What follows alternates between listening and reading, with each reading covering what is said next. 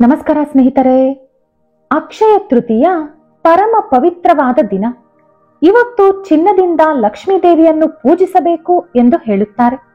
ಆದರೆ ಸ್ನೇಹಿತರೆ, ಅಕ್ಷಯ ತೃತೀಯ ದಿನದಂದು ಚಿನ್ನವನ್ನು ಕೊಂಡುಕೊಳ್ಳಬೇಕಿಲ್ಲ. ಚಿನ್ನದಿಂದ ಲಕ್ಷ್ಮೀ ದೇವಿಯನ್ನು ಪೂಜಿಸಿದಷ್ಟು ಪುಣ್ಯ ಪಡೆದುಕೊಳ್ಳಬೇಕು ಅಂದರೆ 10 ರೂಪಾಯಿ ಖರ್ಚು ಮಾಡಿ ಈ ವಸ್ತುಗಳನ್ನು ಮನೆಗೆ ತಂದರೆ ಸರಿ ಹೋಗುತ್ತದೆ. ಸಾಧಾರಣವಾಗಿ ಅಕ್ಷಯ ತೃತೀಯ ದಿನದಂದು ಯಾವ ರೀತಿ ಪೂಜೆಗಳನ್ನು ಮಾಡಬೇಕು, ಹಾಗೆ ಪುರಾಣಗಳಲ್ಲಿ ಅಕ್ಷಯ ತೃತೀಯ ಹಬ್ಬದ ಬಗ್ಗೆ ಏನಿದೆ, ಹಾಗೆ ನಾವೆಲ್ಲರೂ ಅಕ್ಷಯ ತೃತೀಯ ದಿನದಂದು ಆಚರಿಸಬೇಕಾದಂತ ಆಚಾರಗಳು ಏನು, ಮಾಡಬೇಕಾದ ಪೂಜೆಗಳು ಯಾವುದು, ಹಾಗೆ ಲಕ್ಷ್ಮೀ ಕಟಾಕ್ಷಕ್ಕಾಗಿ ಅಕ್ಷಯ ತೃತೀಯ ದಿನದಂದು ನಾವು ಏನು ಮಾಡಬೇಕು ಎಂಬುದನ್ನು ಈ ವಿಡಿಯೋದಲ್ಲಿ ವಿವರವಾಗಿ ತಿಳಿದುಕೊಳ್ಳೋಣ. ಆದರೆ ಅದಕ್ಕೂ ಮುಂಚೆ ನೀವಿನ್ನೂ ನಮ್ಮ ಚಾನೆಲ್ ಅನ್ನು ಸಬ್ಸ್ಕ್ರೈಬ್ ಮಾಡ್ಕೊಂಡಿಲ್ಲ ಅಂದ್ರೆ ಖಂಡಿತ ಈಗಲೇ ಸಬ್ಸ್ಕ್ರೈಬ್ ಮಾಡ್ಕೊಳ್ಳಿ. ಹಾಗೆ ಈ ವಿಡಿಯೋ ಇಷ್ಟ ಆದ್ರೆ ಮರೀದೇ ಒಂದು ಲೈಕ್ ಕೊಡಿ.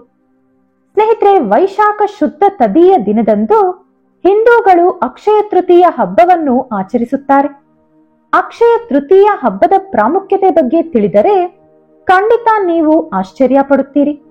ವಾಸ್ತವದಲ್ಲಿ ಅಕ್ಷಯ ತೃತೀಯ ಹಬ್ಬಕ್ಕೆ ಅಷ್ಟೊಂದು ಪ್ರಾಮುಖ್ಯತೆ ಏಕೆಂದರೆ ಶಿವನ ಅನುಗ್ರಹದಿಂದ ಕುಬೇರ ಧನಾಧಿಪತಿಯಾದಂತ ದಿನ ಇದೆ. ಜೊತೆಗೆ ಶ್ರೀ ಮಹಾವಿಷ್ಣು ಮಹಾಲಕ್ಷ್ಮಿಯನ್ನು ಮದುವೆಯಾದ ದಿನವೂ ಕೂಡ ಇದೆ. ಹಾಗಾಗಿ ಇವತ್ತು ಲಕ್ಷ್ಮೀ ದೇವಿಯನ್ನು ಚಿನ್ನದಿಂದ ಅಲಂಕರಿಸಿ ಪೂಜಿಸಿದರೆ ಅವರ ಮನೆ ಕೂಡ ಚಿನ್ನದಿಂದ ತುಂಬಿ ಹೋಗುತ್ತದೆ ಎಂದು ಜನರ ಅಭಿಪ್ರಾಯ. ಆದರೆ ಅಕ್ಷಯ ತೃತೀಯ ದಿನದಂದು ಚಿನ್ನ ಕೊಂಡುಕೊಂಡು ಮನೆಗೆ ತರುವುದಕ್ಕಿಂತ ನಾವು ಮಾಡುವ ದಾನ ಧರ್ಮಗಳು ದುಪ್ಪಟ್ಟು ಫಲ ಕೊಡುತ್ತದೆ ಎಂದು ಸಾಕ್ಷಾತ್ ಪರಮೇಶ್ವರ ಪಾರ್ವತೀ ದೇವಿಗೆ ಹೇಳಿದಂತೆ ಶಿವಪುರಾಣದಲ್ಲಿ ಬರೆಯಲಾಗಿದೆ. ಕಡುಬಡವನಾದ ಕುಚೇಲನನ್ನು ಶ್ರೀಕೃಷ್ಣ ಅನುಗ್ರಹಿಸಿದ ದಿನ ಕೂಡ ಅಕ್ಷಯ ತೃತೀಯ. ಇಷ್ಟೊಂದು ಪ್ರತ್ಯೇಕತೆ ಇರುವ ಈ ದಿನದಂದು ರಾಹುಕಾಲ, ಗುಳಿಕಾಲ, ಯಮಗಂಡ ಕಾಲ, ಕೆಟ್ಟ ಕಾಲ, ಒಳ್ಳೆ ಕಾಲ ಇದು ಯಾವುದೂ ಕೂಡ ಇರಲ್ಲ. ದಿನವಿಡೀ ಶುಭ ಮುಹೂರ್ತವೇ ಆಗಿರುತ್ತೆ. ಇವತ್ತು ಯಾವ ಕೆಲಸ ಶುರು ಮಾಡಿದರೂ ಶುಭವಾಗುತ್ತದೆ. ಮಕ್ಕಳಿಗೆ ಅಕ್ಷರಾಭ್ಯಾಸ ಅಕ್ಷಯ ತೃತೀಯ ದಿನದಂದು ಸಾಮಾನ್ಯವಾಗಿ ಮಾಡುತ್ತಾರೆ. ಈ ದಿನ ಯಾವ ಪೂಜೆ ಮಾಡಿದರೂ, ಹೋಮ ಮಾಡಿದರೂ, ವ್ರತ ಮಾಡಿದರೂ ಅದರ ಫಲ ಅಕ್ಷಯವಾಗುತ್ತದೆ. ಪರಶುರಾಮ ಜನಿಸಿದ್ದು ಕೂಡ ಅಕ್ಷಯ ತೃತೀಯ ದಿನದಂದು. ಹಾಗೆ ಪವಿತ್ರವಾದ ಗಂಗಾ ನದಿ ಭೂಮಿಗೆ ಬಂದ ದಿನವೂ ಕೂಡ ಇದೆ. ಶ್ರೀಕೃಷ್ಣ ಪರಮಾತ್ಮ ಅವರ ಬಾಲ್ಯ ಸ್ನೇಹಿತನಾದ ಕುಚೇಲನನ್ನು ಭೇಟಿಯಾದ ದಿನ ಕೂಡ ಇದೆ. ಈ ದಿನದೊಂದಿಗೆ ಕುಚೇಲನ ದರಿದ್ರ ಹೋಗಿ ಕುಬೇರನಿಗೆ ಸಮಾನವಾದ ಸಂಪತ್ತನ್ನು ಪಡೆದುಕೊಂಡ. ವ್ಯಾಸ ಮಹರ್ಷಿ ಮಹಾಭಾರತವನ್ನು ವಿನಾಯಕನ ಸಹಾಯದಿಂದ ಬರೆಯಲು ಶುರು ಮಾಡಿದ್ದು ಕೂಡ ಅಕ್ಷಯ ತೃತೀಯ ದಿನದಂದು. ವನವಾಸ ಮಾಡುತ್ತಿದ್ದ ಪಾಂಡವರಿಗೆ ಸೂರ್ಯದೇವರು ಅಕ್ಷಯ ಪಾತ್ರೆ ಕೊಟ್ಟಿದ್ದು ಕೂಡ ಅಕ್ಷಯ ತೃತೀಯ ದಿನದಂದು. ಹಾಗೆ ಶಿವನಿಗಾಗಿ ತಪಸ್ಸು ಮಾಡಿ ಲಕ್ಷ್ಮೀ ದೇವಿಯ ಜೊತೆ ಸಕಲ ಸಂಪತ್ತಿಗೆ ಕುಬೇರ ಸಂರಕ್ಷಕನಾದ ದಿನವೂ ಕೂಡ ಇದೆ. ಅಷ್ಟೇ ಅಲ್ಲದೆ ಕಡುಬಡತನ ಅನುಭವಿಸುತ್ತಿದ್ದ ಒಂದು ವೃದ್ಧೆಯ ಮನೆಯಲ್ಲಿ ಆದಿಶಂಕರಾಚಾರ್ಯರು ಕನಕದಾರ ಸ್ತೋತ್ರ ಹೇಳಿ ಲಕ್ಷ್ಮೀ ದೇವಿ ಚಿನ್ನದ ನಾಣ್ಯಗಳನ್ನು ಆಕೆಯ ಮನೆಯಲ್ಲಿ ಸುರಿಸಿದ ದಿನವೂ ಕೂಡ ಇದೆ.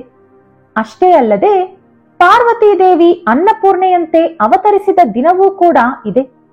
ಹಾಗೆ ಒಡಿಸ್ಸಾ ಮತ್ತು ಪುರಿಯಲ್ಲಿ ರಥಯಾತ್ರೆಗಾಗಿ ರಥವನ್ನು ನಿರ್ಮಿಸುವ ದಿನ ಕೂಡ ಇದೆ. ಅಷ್ಟೇ ಅಲ್ಲದೆ ಬೃಂದಾವನದಲ್ಲಿ ಬಂಕೆ ಬಿಹಾರಿ ಆಲಯದಲ್ಲಿ ಶ್ರೀಕೃಷ್ಣ ಪರಮಾತ್ಮರ ಪಾದವನ್ನು ದರ್ಶನ ಮಾಡಿಕೊಳ್ಳುವ ಅವಕಾಶ ಕೇವಲ ಅಕ್ಷಯ ತೃತೀಯ ದಿನದಂದು ಮಾತ್ರವೇ ಸಿಗುತ್ತದೆ. ಹಾಗೆ ಸಿಂಹಾಚಲ ದಿವ್ಯ ಕ್ಷೇತ್ರದಲ್ಲಿ ಸಿಂಹಾದ್ರಿ ಅಪ್ಪಣ್ಣರ ನಿಜರೂಪ ದರ್ಶನ ಮತ್ತು ಚಂದನೋತ್ಸವ ಶುರು ಮಾಡುವ ದಿನವೂ ಕೂಡ ಇದೆ. ಅಕ್ಷಯ ತೃತೀಯ ದಿನದಂದು ಚಿನ್ನ ಕೊಂಡುಕೊಳ್ಳಬೇಕು ಎಂದು ಯಾವ ಶಾಸ್ತ್ರದಲ್ಲೂ ಬರೆದಿಲ್ಲ. ಇವತ್ತು ಚಿನ್ನದಿಂದ ಲಕ್ಷ್ಮೀ ದೇವಿಯನ್ನು ಪೂಜಿಸಿದ ಫಲ ಪಡೆಯಬೇಕು ಅಂದ್ರೆ ನೀವು ಲಕ್ಷ್ಮೀ ಕುಬೇರ ವ್ರತ ಮಾಡಬೇಕು. ಲಕ್ಷ್ಮೀ ಕುಬೇರ ವ್ರತ ಎಷ್ಟೋ ವಿಶಿಷ್ಟತೆಯನ್ನು ಹೊಂದಿದೆ. ಕುಬೇರ ಹಾಗೂ ಲಕ್ಷ್ಮೀ ದೇವಿಯನ್ನು ಪೂಜಿಸಿದರೆ ನಿಮಗೆ ಸಕಲ ಸಂಪತ್ತು ಪ್ರಾಪ್ತಿಯಾಗುತ್ತದೆ. ಹಾಗಾದರೆ ಲಕ್ಷ್ಮೀ ಕುಬೇರ ವ್ರತ ಯಾವ ರೀತಿ ಮಾಡಬೇಕು, ಹಾಗೂ ಯಾರು ಮಾಡಬೇಕು ಅನ್ನುವುದು ಈಗ ನಾವು ತಿಳಿಯೋಣ. ಯಾರು ಆರ್ಥಿಕ ಸಮಸ್ಯೆಗಳಿಂದ ಹೊರಬರಬೇಕು ಅಂದುಕೊಳ್ಳುತ್ತಾರೋ ಅವರು ಅಕ್ಷಯ ತೃತೀಯ ದಿನದಂದು ಲಕ್ಷ್ಮೀ ಕುಬೇರ ವ್ರತ ಮಾಡಬಹುದು. ಅಕ್ಷಯ ತೃತೀಯ ದಿನಾಪೂರ್ತಿ ಶುಭ ಮುಹೂರ್ತಾನೆ. ಹಾಗಾಗಿ ಯಾವ ಸಮಯದಲ್ಲಿ ಬೇಕಾದರೂ ನೀವು ಈ ವ್ರತ ಮಾಡಬಹುದು. ಆದರೆ ನೀವು ಸಂಪೂರ್ಣವಾಗಿ ಲಕ್ಷ್ಮೀ ಕಟಾಕ್ಷ ಪಡೆಯಲು ಈ ಲಕ್ಷ್ಮೀ ಕುಬೇರ ವ್ರತವನ್ನು ಒಟ್ಟು 9 ಸಲ ಆಚರಿಸಬೇಕು. ಮೊದಲ ಬಾರಿ ಈ ಅಕ್ಷಯ ತೃತೀಯ ದಿನದಂದು ಲಕ್ಷ್ಮೀ ಕುಬೇರ ವ್ರತ ಶುರು ಮಾಡಿ ಪ್ರತಿ ತಿಂಗಳು ತೃತೀಯ ಬಂದ ದಿನವಾಗಲಿ ಅಥವಾ ಗುರುವಾರವಾಗಲಿ ಅಥವಾ ಪೌರ್ಣಮಿ ದಿನವಾಗಲಿ ಈ ವ್ರತ ಮಾಡುತ್ತಾ ಮತ್ತೆ ಅಕ್ಷಯ ತೃತೀಯ ಬರುವಷ್ಟೊತ್ತಿಗೆ ಹೇಗಾದರೂ ಮಾಡಿ 9 ಸಲ ಈ ಲಕ್ಷ್ಮೀ ಕುಬೇರ ವ್ರತವನ್ನು ಪೂರ್ತಿ ಮಾಡಿದರೆ ತಪ್ಪದೆ ನಿಮಗೆ ಸಿರಿ ಸಂಪತ್ತಿಗೆ ಯಾವುದೇ ಕೊರೆ ಇರದ ಹಾಗೆ ನಿಮ್ಮ ಜೀವನ ಐಶ್ವರ್ಯದಲ್ಲಿ ಮುಳುಗಿ ಹೋಗುತ್ತೆ. ಈ ಲಕ್ಷ್ಮೀ ಕುಬೇರ ವ್ರತವನ್ನು ಆಚರಿಸಲು ನಿಮಗೆ ಲಕ್ಷ್ಮೀದೇವಿ, ಕುಬೇರ ಹಾಗೂ ಕುಬೇರನ ಹೆಂಡತಿ ಚಿತ್ರಲೇಖ ಇರುವಂತ ಒಂದು ಫೋಟೋ ಬೇಕು. ಒಂದು ವೇಳೆ ಫೋಟೋ ಇಲ್ಲದಿದ್ದರೆ ಲಕ್ಷ್ಮೀದೇವಿಗೆ ಪ್ರತಿರೂಪವಾಗಿ ಒಂದು ನಾಣ್ಯ, ಕುಬೇರನಿಗೆ ಪ್ರತಿರೂಪವಾಗಿ ಮತ್ತೊಂದು ನಾಣ್ಯ, ಹಾಗೆ ಚಿತ್ರಲೇಖಾದೇವಿಗೆ ಪ್ರತಿರೂಪವಾಗಿ ಇನ್ನೊಂದು ನಾಣ್ಯವನ್ನಿಟ್ಟು ಪೂಜಿಸಬಹುದು. ಲಕ್ಷ್ಮೀ ಕುಬೇರ ಮಂತ್ರವನ್ನು 11 ಸಲ ಜಪ ಮಾಡಿ ಈ ಪೂಜೆಯಲ್ಲಿ ಪಾಲ್ಗೊಳ್ಳಬೇಕು. ಈ ವ್ರತಕ್ಕೆ ತಪ್ಪದೆ ನೀವು ಕೆಂಪು ಬಣ್ಣದ ಹೂವುಗಳನ್ನು ಮಾತ್ರ ಬಳಸಬೇಕು. ಮಣ್ಣಿನ ದೀಪ ಅಥವಾ ಬೆಳ್ಳಿ ದೀಪ ಉಪಯೋಗಿಸಬೇಕು. ಎಣ್ಣೆಯಿಂದ ದೀಪ ಹಚ್ಚದೆ ತುಪ್ಪ ಬಳಸಬೇಕು. ಸಿಹಿ ಪೊಂಗಲ್ ಅಥವಾ ಮೊಸರನ್ನವನ್ನು ನೈವೇದ್ಯವಾಗಿ ಸಮರ್ಪಿಸಬೇಕು. ವ್ರತ ಮುಗಿದ ಮೇಲೆ ನಿಮಗೆ ತೋಚಿದ ವ್ಯಕ್ತಿಗೆ ಬಟ್ಟೆಯಾಗಲಿ ಹಣವಾಗಲಿ ಅಥವಾ ಯಾವುದೇ ವಸ್ತುವನ್ನಾಗಲಿ ದಾನ ಮಾಡಬೇಕು. ಅಥವಾ 3 ಅಥವಾ 5 ಮುತ್ತೈದೆಯರಿಗೆ ಅರಿಶಿನ ಕುಂಕುಮ ಒಂದು ರವಿಕೆ ಕೊಟ್ಟರೂ ಕೂಡ ಸರಿ ಹೋಗುತ್ತೆ. ಇವತ್ತು ನೀವು ಮಾಡುವಂತ ದಾನ ಅದಕ್ಕೆ ಸಿಗುವಂತ ಫಲ 100 ಪಟ್ಟು ಹೆಚ್ಚಾಗಿ ನಿಮಗೆ ಸಿಗುತ್ತದೆ ಎಂದು ನಮ್ಮ ಪುರಾಣಗಳಲ್ಲಿ ಹೇಳಲಾಗಿದೆ. ಇನ್ನು ಅಕ್ಷಯ ತೃತೀಯ ದಿನದಂದು ಚಿನ್ನ ಕೊಂಡುಕೊಳ್ಳುವ ಅಗತ್ಯ ಇಲ್ಲ. ಈ ಅಕ್ಷಯ ತೃತೀಯ ದಿನದಂದು ನೀವು ಮನೆಗೆ ಕೆಲವು ವಸ್ತುಗಳನ್ನು ಕೊಂಡುಕೊಂಡು ಬಂದರೂ ಕೂಡ ಚಿನ್ನ ತಂದಷ್ಟೇ ಫಲ ಸಿಗುತ್ತೆ. ನಾನು ಕೆಲವು ಪದಾರ್ಥಗಳನ್ನು ಹೇಳ್ತೀನಿ. ಅದರಲ್ಲಿ ನಿಮಗೆ ಸಾಧ್ಯವಾದ ಪದಾರ್ಥವನ್ನು ಅಥವಾ ವಸ್ತುವನ್ನು ತಂದುಕೊಳ್ಳಿ. 1. ಅರಿಶಿನ ಮತ್ತು ಕುಂಕುಮ. 2. ಬೆಲ್ಲ ಅಥವಾ ಕಲ್ಲುಪ್ಪು. 3. ತುಪ್ಪ ಅಥವಾ ಅರಿಶಿನ ಕೊಂಬುಗಳು. 4. ಹಾಲು, ಅಕ್ಕಿ ಅಥವಾ ಧಾನ್ಯಗಳು. ಈ ಪದಾರ್ಥಗಳಲ್ಲಿ ಯಾವ ಒಂದು ಪದಾರ್ಥ ತಂದರೂ ಕೂಡ ಸರಿ ಹೋಗುತ್ತೆ.